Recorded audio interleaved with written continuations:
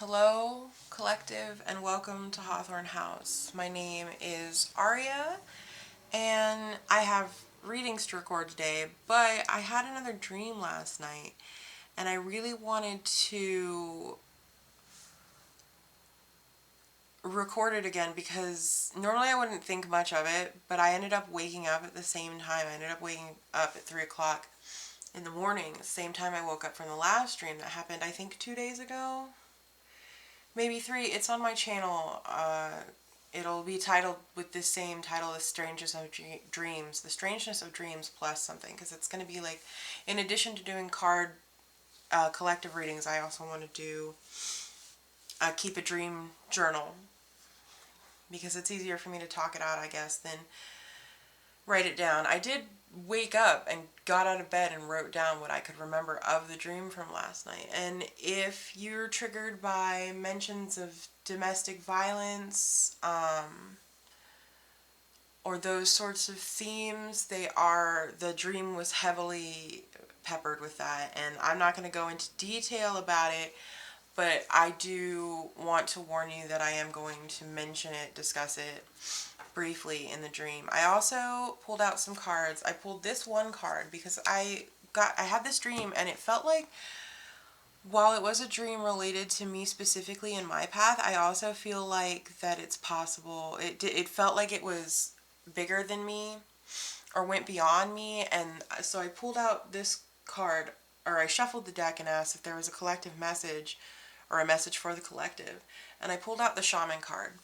And so I wanted to keep that out. And then I pulled out a tarot deck, my Wild Unknown Tarot, because I also want to ask some questions or just see what the deck has to say about the dream.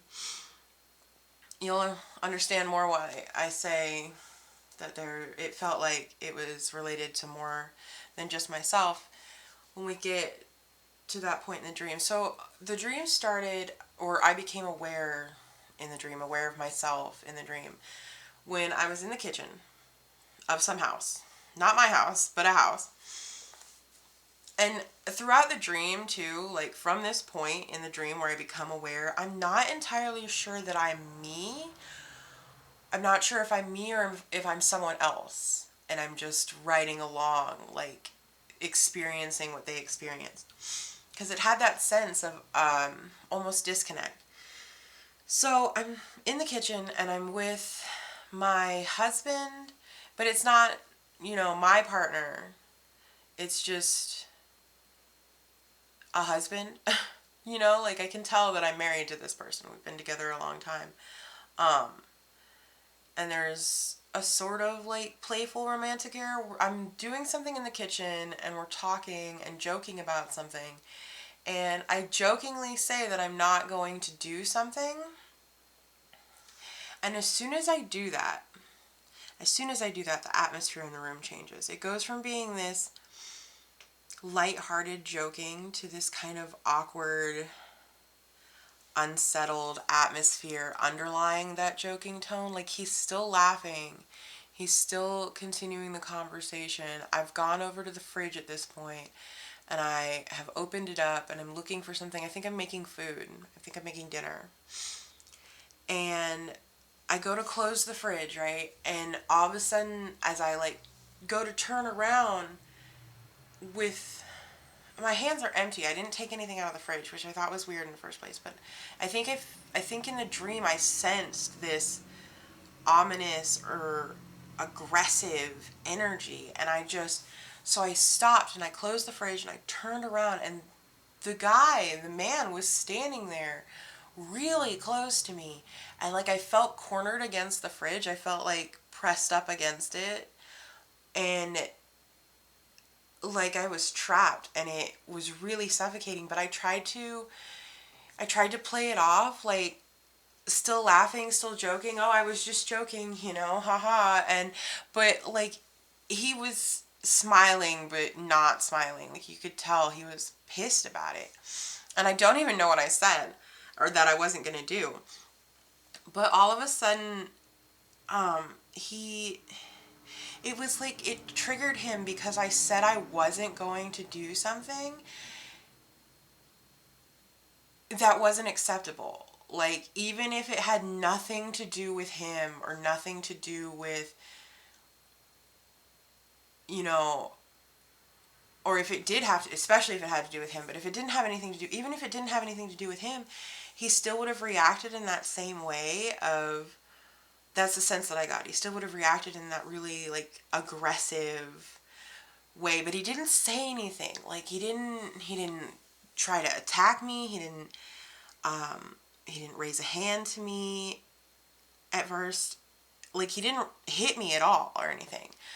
But I was sitting, as I was up against the fridge, like, standing there, he started to tell me what to do.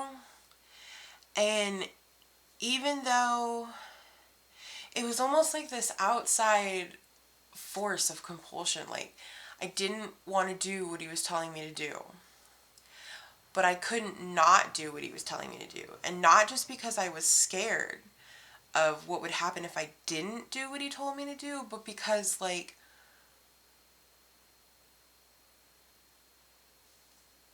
I don't know, maybe it was the tone of his voice or something.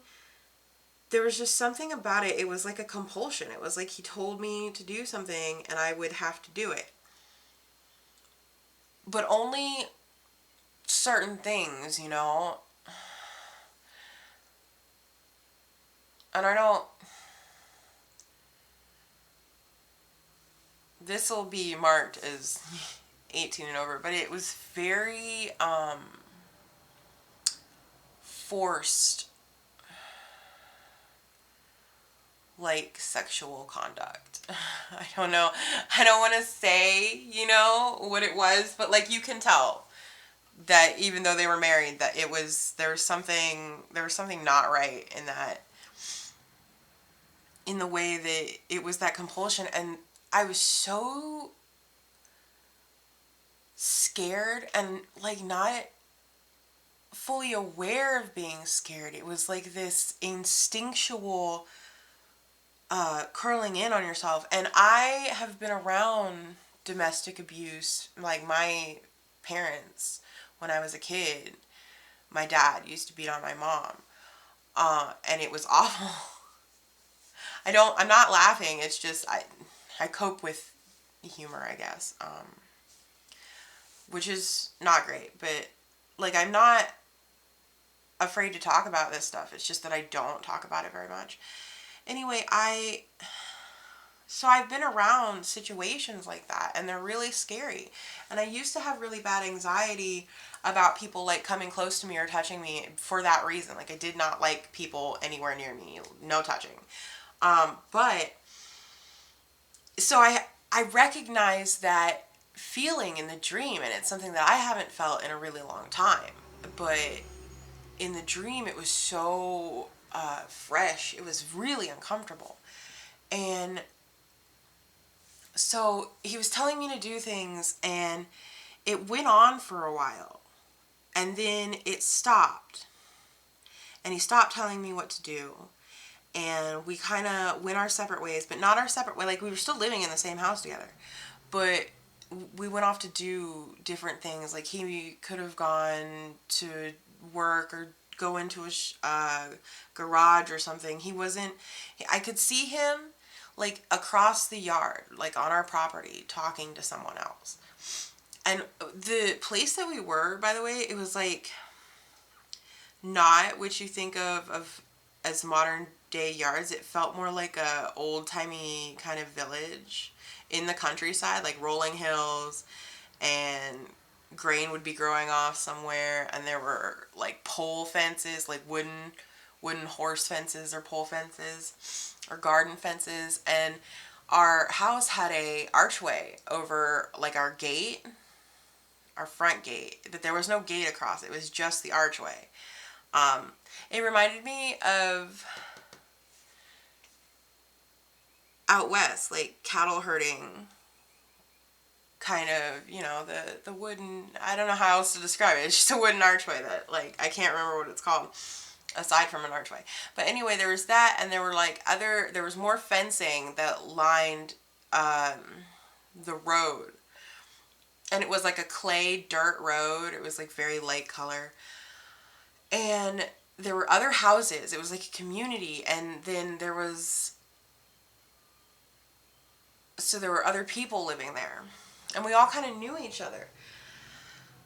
So he's over talking in the yard somewhere, and I am outside as well, and it's really bright, and the grass is really green, and I'm walking. I get to the front I get to that archway, the threshold, the gate of our property, and I look down, and in front of the gate of our property is a circle, and I've got it. I sort of drew it. It's not a very good drawing because I couldn't quite remember it, and this feels really close to what it was, but it's not quite right. It was this circle on the ground, and like it's not outlined here, not like a circle here, you know, you can see that it's open, but it had like a circle around it. It was like a disc on the ground that looked kind of like that. I feel like I've seen it before somewhere, or I've dreamt about it before somewhere, but I really can't remember. Anyway, I looked down and I saw it, that symbol, and then I looked up and out towards the road, onto the road, and I saw that there were more of those symbols, like in different sizes, embedded in the road, and there were some carved into trees, and like all of a sudden, everywhere I looked, there were these little discs that some of them were pretty big, you know, like manhole size, if you've seen a manhole, and some of them were as big as this card, just wooden discs placed everywhere. And I started noticing them everywhere, and they kind of blended in.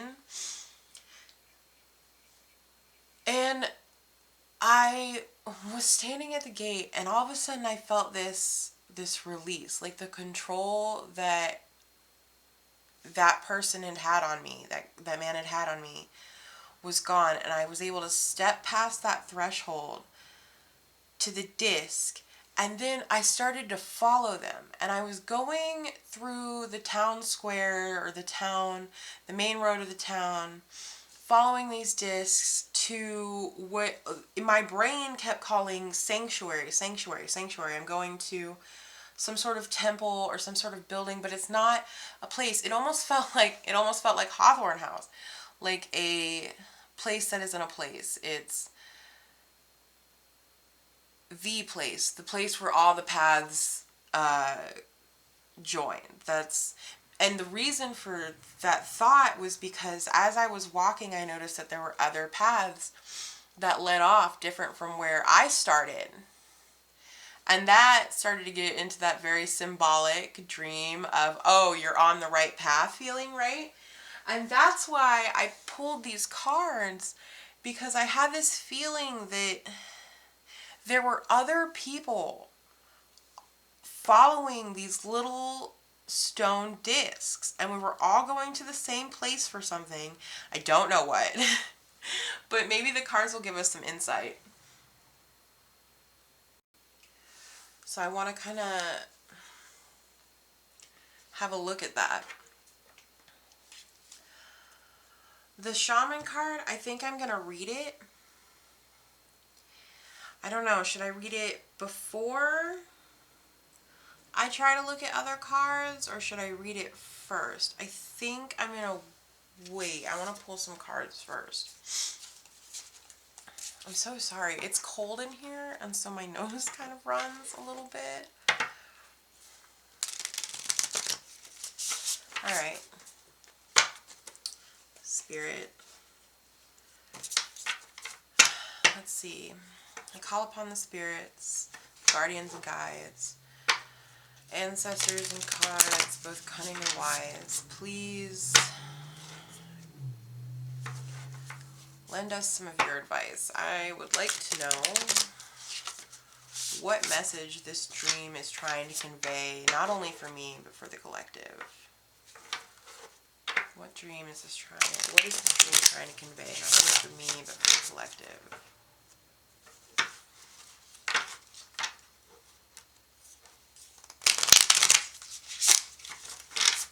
What does it mean, Spirit? What does it mean? I feel like we ask that a lot, you know. What does it mean? I'm I'm only going to keep the top one of those that fell out because it flipped over all the way. What is that? The Six of Wands?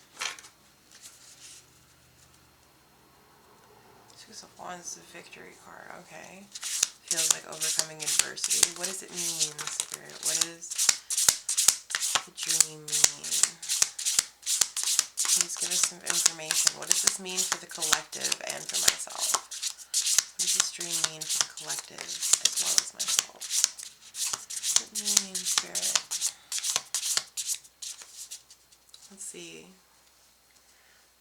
We've got Father of Swords.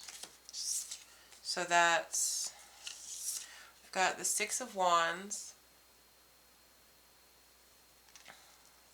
We've got the Father of Swords, the King of Swords.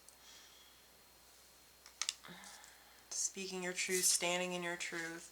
We have Death. Interesting. Makes sense though. And we have the Four of Cups. It's Four of Cups. Four of Cups.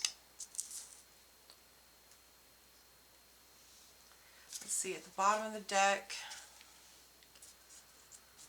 the Four of Wands. Four of Wands.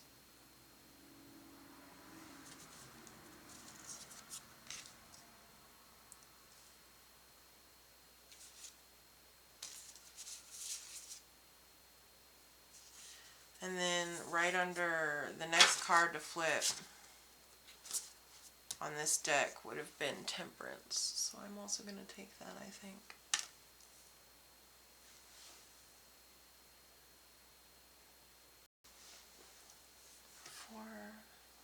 Six of Swords. Did I call this the Six of Wands? I think I did. This is the Six of Swords. Okay. So we've got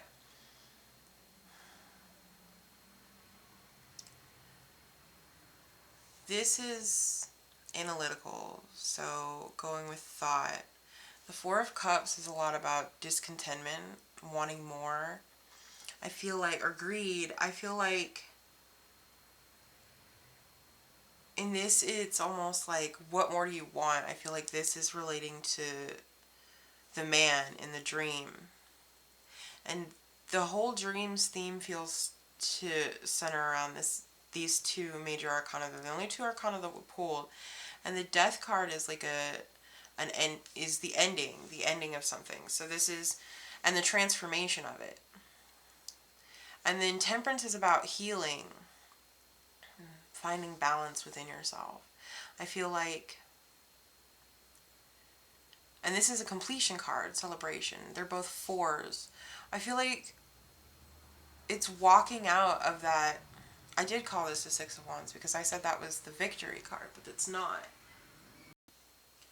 It's not wrong to say that it's kind of a victory though, because it's like the renewal of hope. That's why there's the rainbow and the blocking the rest of the rain. It's finally going to dry up. The swords are finally going to dry off instead of be left out to rest. So it's hope and renewal after a period of discontent.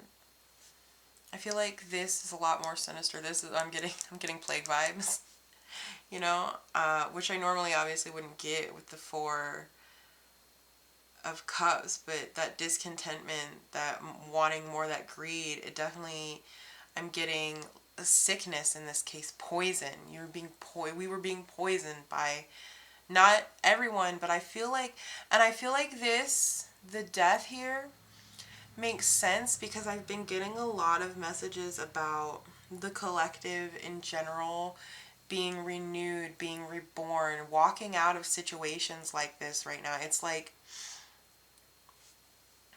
changing the value or realizing the value of yourself and realizing that you don't want to settle for greedy people or people who just, you know, those people, sometimes we have people in our lives who just can't find anything good about their life. They have good things in their life or things that other people would perceive as good, and they're just so miserable. No matter what you do or say to them, they're just fucking miserable all the time. I feel like it's it's leaving those people behind. And travel, it's the Six of Swords, it's leaving something behind, moving forward, traveling. I mean, I'm getting the Cups vibe too. The Eight of Cups, I think it is also leaving something behind. But this is like a hopeful new journey, whereas I feel like the Eight of Cups is more melancholy. So it feels like moving towards good things, moving away from this energy and having that rebirth. It's like you've come to understand, you've analyzed the situation, and you're like, no, I'm not going to deal with that anymore. And I feel like that is a collective message that's coming through a lot lately, is that the collective's just done dealing with people's bullshit. Like, we're done. We're done dealing with the man and women children and the overbearing family, and it's like we've all come to this conclusion of it's time to focus on ourselves and the people who make us better and who really care about us, you know, just the brighter side of things. It feels like a very big moment of transmutation. And I'm getting evil eye imagery from this. Like warding off that evil, that negativity, that darkness that just seemed to be plaguing the world. It's like we're trying to, and the rainbow sword here too, it just feels like we're trying to, the collective as a whole is trying to bring new light into the world. I want to read this shaman card. Alright, here's the book. It says, the shaman, the magi, the sorcerer, the medicine woman. 3 archetypal ingredients constitute the shaman, and all must be present in order to reveal its magic. First, the shaman is activated by long-standing and diligent study. It has the mentor in parentheses. Second, its orientation is generously and accurately aimed towards the healing of self, the other, and the culture. Ooh, that's like exactly that's exactly what the message I was saying. It feels like we're all trying to make the world a better place, to heal it somehow. And to heal ourselves too. Like we're stepping into our own power as a collective. And I feel like that this year is bringing big things for that. And it has the healer in parentheses. And third, the shaman has a knack for finding doors to the other world. That freaking threshold archway. And the path, okay. Allowing psychic visions and old magic to leak into this world, the unseen. In this way, the shaman is a master who bridges the everyday and the sacred, revealing potent power needed desperately in our time. Yet, where there is power, there is shadow, so the shaman must be vigilant in studying their darkness. That makes sense. A lot of shadow work has been going on since, I want to say, probably since 2019. I feel like that's really when my group and I, and my friend V, and all of us just started really diving into healing the self and doing a lot of shadow work. And it wasn't easy. It hasn't been easy. And we're still there, you know. We're still working through it. And studying their darkness. This card reminds us that the force of healing is ultimately not our own. We must shape it and share it with the world. So it doesn't just belong to us. It's like once we've healed ourselves, we go out and heal others. When light, we are fearless students and practitioners. When dark, overpromises, blames, hurts the self and others. It's got some little quotes here too that I'll read. It says, the shaman can't be rushed. Working with the archetype requires study and perseverance. Think of it like brining or marinating. The content must permeate every fiber of its being. Sorry, brain. And then the other one is, contrary to popular belief, the shaman archetype appears in every vocation. Teachers, directors, surgeons, politicians, and poets are just a few of the faces of a shaman a shaman may wear. So that, I'm glad that I waited, because this card is basically this reiterated in a much, much more succinct way than I could have put it. Okay, so I'm going to leave that here. I'd love to hear your guys' thoughts on this dream, or if you guys have been having any weird dreams lately and what they are, or, you know, if you have been getting that sense of walking away from those situations that are just filled with discontent and misery, and people even, and finding your truth, or forging your truth, even forging your path. I get this image of slicing through vines in the jungle, El Dorado style, you know. Only there's not a rock behind it this time. There's actually a path. Okay. Thank you so much for coming. I hope that you found this video interesting, and that if you have things to share, I'd love to hear them. I will see you in our next reading, which is going to be Leo, I think. So, bye.